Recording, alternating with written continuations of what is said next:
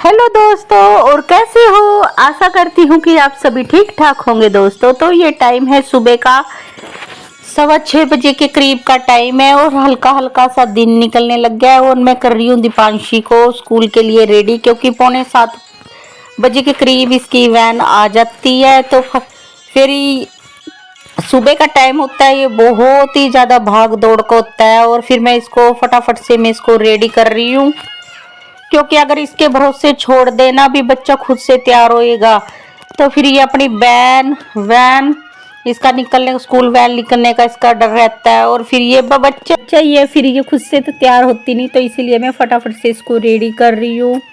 इसको रेडी करने के बाद फिर और बहुत से काम हो जाते हैं। और इसकी वैन जल्दी इसीलिए बहुत ज़्यादा जल्दी इसीलिए आती है, क्योंकि जो हाँ इसका हमारा गांव है ना, तो सबसे पहले हमारे गांव में इसकी वैन लेने आती है। और स्कूल काफ़ी दूर है, तो इसीलिए बहुत ज़्यादा ही सुबह इतनी जल्दी इसकी वैन आती है। ये तो शुरू में तो सर्दियों में तो ऐसे बोलती थी कि मम्मी इतनी रात को कौन स्कूल भेजता, अभी बच्चे को तो ऐसे ही लगता था। तो बस फिर इसके 6:45 के करीब इसकी वैन आ जाती है। और आगे आगे गर्मियों में तो चलो अच्छा खासा दिन निकल जाए करेगा, बाकी सर्दियों में तो थोड़ी दिक्कत हुई है। तो बस इसको अच्छी तरह से मैंने रेडी कर दिया। और ये देखो शरारती बच्चा, ये भी साथ के साथ इतनी सुबह उठ जाता है। और बस दीपांशी को स्कूल भेजने के बाद तो मैंने नाश्ता तो बनाया हुआ था। तो मेरा ये डेली का रूटीन है, एक रोटी और इसके ऊपर थोड़ी सी ये नमकीन रख के ले जाती हूँ। ज़्यादातर तो आटा लेके जाती हूँ, यहाँ पे मछलियों को डाल देती हूँ आटा।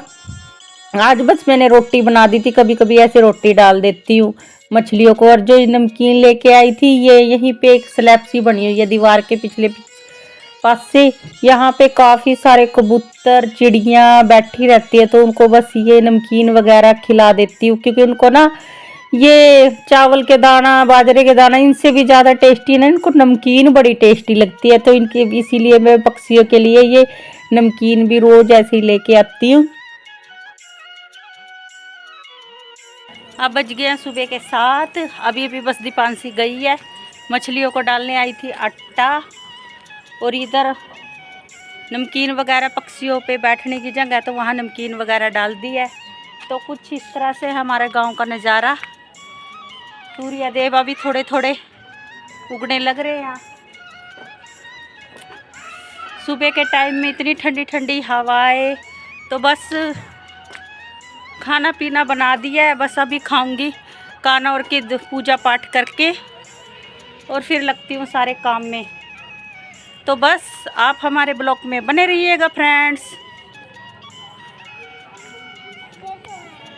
और जब ज़्यादा सुबह उठी थी तो मैंने मशीन लगाई हुई थी, तो बस वही मेरे कपड़े धुल चुके थे, तो बस उनको सूखना डालना था। तो बस इनको सूखना डाल दूंगी। और इस टाइम बस और ये जो हमारा है ना, सारा हमारा घर ज़्यादा छपा हुआ तो है नहीं, तो बहुत धूप है ना बहुत जल्दी तेज हो जाती है। और फिर है ना मुझसे तो ना धूप में इतना काम करते टाइम है ना बस थोड़े चक्कर से आते हैं, तो काफ़ी तेज़ धूप हो जाती है। तो मैं तो ना धूप के इससे पहले ज़्यादा धूप चढ़े तो मैं तो ना धूप के ज़्यादा चढ़ने से पहले ही मैं तो फटाफट से जो भी मेरे काम होते हैं मैं फटाफट से बाहर के काम पहले निपटा लेती हूँ सारे आंगन के। जैसे बाहरी आंगन में बर्तन वगैरह मांजने होते हैं, झाड़ू वगैरह, बाहर के आंगन वाले काम सबसे पहले समेट लेती हूँ। बाकी जो मेरे रूम की साफ़ सफाई रहती है उसे मैं बाद में करती रहती हूँ, क्योंकि अगर पहले रूम की सफाई करने बैठ जाऊँ और बाद में बाहर की ऐसे करने आओ ना, तो बाद में बहुत ज़्यादा तेज़ धूप हो जाती है। जहाँ पे ये बर्तन मांजते हैं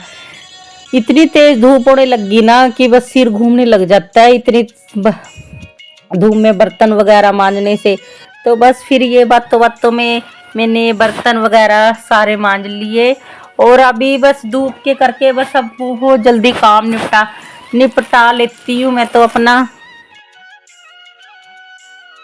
धूप के बहाने से भी कहीं ज़्यादा तेज़ धूप ना हो जाए, बाहर ही काम ना, फिर ऐसे सिर घूमता रहता है अगर ज़्यादा ही तेज़ धूप में काम करते रहे। इसी बहाने से मेरा तो काम भी बहुत जल्दी निपट जाता है। वैसे भी काफ़ी सुबह के उठे होते हैं, तो इस टाइम तो हमारा तो इस टाइम तक 8 साढ़े 8 बजे तक खाना पीना हो जाता है, क्योंकि जो ज़्यादा सुबह उठते हैं उनको तो इस टाइम तक भूख लग जाती है। बाकी जो लेट उठते हैं तो फिर उनको तो कहाँ इतनी जल्दी खाना पीना हो पाता है, क्योंकि 7 बजे तो दीपांशी चली जाती है। और थोड़ा बहुत काम भी इसके पापा की वजह से थोड़ा लेट होता है, क्योंकि उसकी ड्यूटी शाम की होती है 5 बजे की। नहीं तो अगर वो भी सुबह चले जाए तो और भी जल्दी काम निपट जाए। तो बस सारे बर्तन वगैरह मांज के, जो बस यहाँ खिलारा बर्तनों का मांजने से जो फैल जाता है उसको भी साथ के साथ यहाँ से साफ कर देती हूँ। लगे हाथ बाहर का काम तो मेरा सारा ही हो चुका था। और बाहर के आंगन की झाड़ू तो सुबह उठते ही लगा देती हूँ, कभी जरूरत पड़े तो इसको अच्छी तरह से आंगन को धो देती हूँ, नहीं तो बस पोछा ही लगा देती हूँ। तो बस बाहर की साफ सफाई तो हो चुकी थी, बस ये आ गई थी रूम में। बेडशीट चेंज नहीं करनी थी क्योंकि ये बिल्कुल साफ पड़ी थी, एक दिन पहले ही मैंने इसको चेंज किया था। तो बस फिर इसको अच्छी तरह से जूं की तूं झाड़ के मैं इसको बिछा दूंगी। डस्टिंग वगैरह मैंने जब ज़्यादा सुबह उठी थी तो तब मैं डस्टिंग वगैरह मैंने बेड के सराणों की कर दी थी। बस ये बेडशीट भी वैसे इस कमरे की तो ज़्यादा ख़राब नहीं होती, बस इसमें दीपांशी को रेडी वगैरह करा था। इसकी यूनिफॉर्म तो ऐसे में बच्चा उथल पुथल कर ही देता है, क्योंकि वो तो तैयार होते टाइम भी पूरा उधम मचाती है। तो बस इसीलिए अच्छी तरह से इसको झाड़ के मैं बेडशीट को अब बिछा रही हूँ।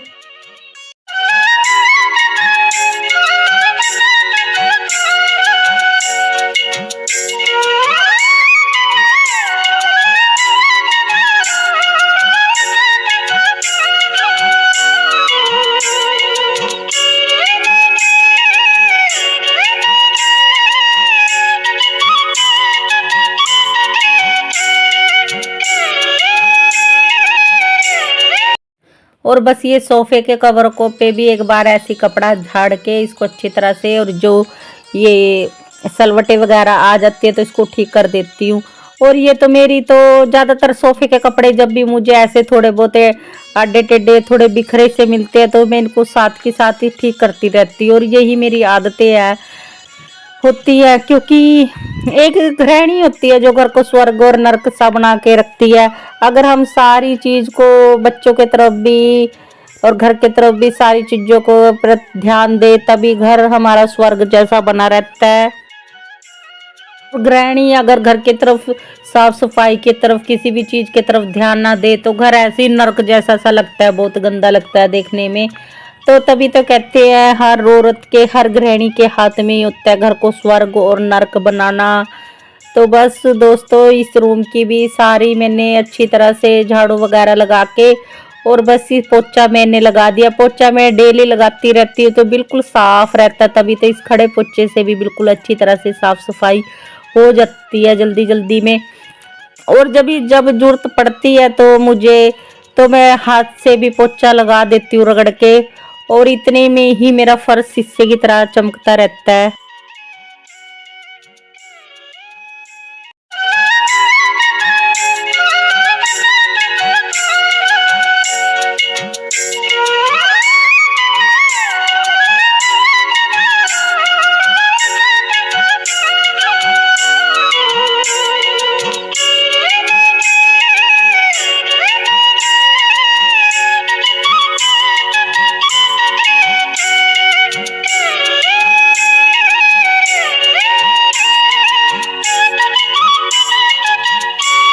तो एक रूम को साफ सफाई करके फिर ये आ गया था 7 वाला रूम। इस रूम में तो बस ऐसे ही अभी मैंने इस रूम का कुछ भी काम नहीं किया था, तो बस इसीलिए ब्लैंकेट जो वगैरह ऐसे बिखरा पड़ा था तो उसको मैंने फोल्ड करके उसको रख दिया है। और इस रूम की भी मुझे बेडशीट चेंज नहीं करनी थी, क्योंकि जब चेंज करती हूँ तो दोनों रूम की इकट्ठी चेंज करती हूँ। मैं तीसरे दिन ज़्यादातर अपने बेडशीट चेंज करती हूँ। और बस फिर इसको भी मैंने झाड़ के ऐसे ही बिछा दिया था, क्योंकि बिल्कुल साफ पड़ी थी, ज़्यादा गंदी तो थी ही नहीं। बस अच्छी तरह इसको झाड़ के ऐसे फटका लगा के मैंने इसको बेडशीट को मैंने बिछा दिया है।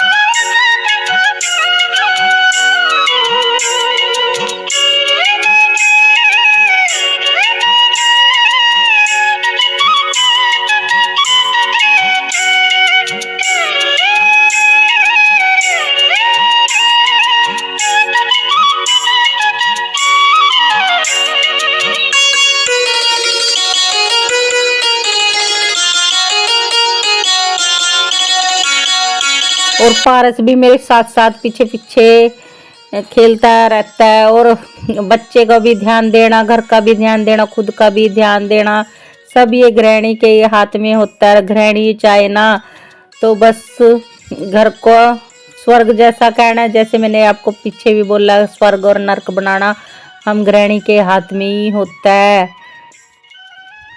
दोस्तों करीब 1 घंटे के अंदर अंदर मैंने सारी अपनी बाहर की, अंदर की बर्तन, झाड़ू, पोछे सब काम फिनिश कर दिया।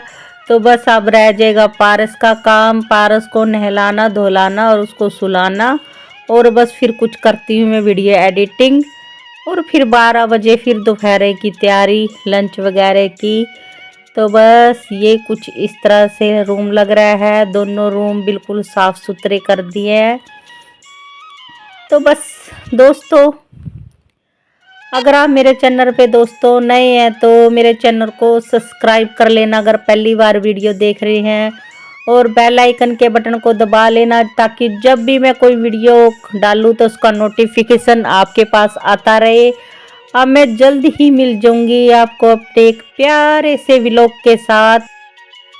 तक के लिए बाय बाय दोस्तों। खुश रहना, मस्त रहना, स्वस्थ रहना, अपनों का ख्याल रखना और अपना रखना यही, और तरक्की करना, यही भगवान से हम प्रार्थना करेंगे।